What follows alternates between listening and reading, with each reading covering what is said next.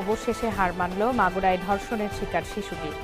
ঢাকার সম্মিলিত সামরিক হাসপাতালে চিকিৎসাধীন অবস্থায় কিছুক্ষণ আগে তার মৃত্যু হয়েছে বলে জানিয়েছে আইএসপি। মাগুরার সেই ধর্ষিত শিশু আসিয়া আর নেই।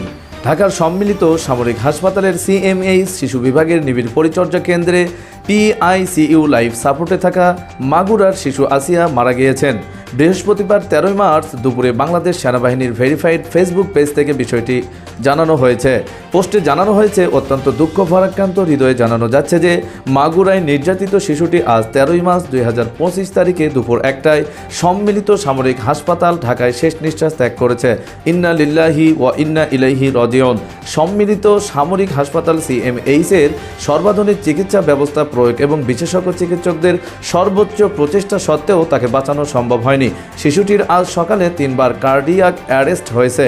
2বার স্থিতিশীল করা গেলেও 3য়বার আর হৃদস্পন্দন ফিরে আসেনি।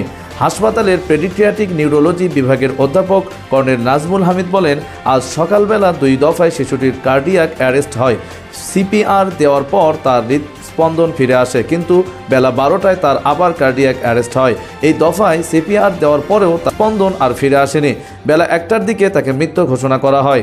বাংলাদেশ সেনাবাহিনী শিশুটির শোক সন্তপ্ত পরিবারের প্রতি গভীর সমবেদনা জানাচ্ছে এবং যে কোনো প্রয়োজনে তাদের পাশে থাকার অঙ্গীকারও ব্যক্ত করেছে।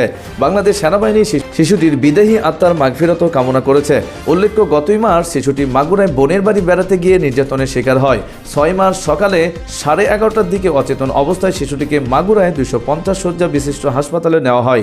সেখান থেকে দুপুরে উন্নত চিকিৎসার জন্য ফরিদপুর মেডিকেল কলেজ হাসপাতালে পাঠানো হয়। পরে সেখান থেকে পাঠানো হয় ঢাকা মেডিকেল কলেজ ও হাসপাতালে। এরপর 8 মার্চ শিশুটিকে ঢাকা মেডিকেল থেকে সম্মিলিত সামরিক হাসপাতালে সংকটাপন্ন অবস্থায় ভর্তি করা হয়।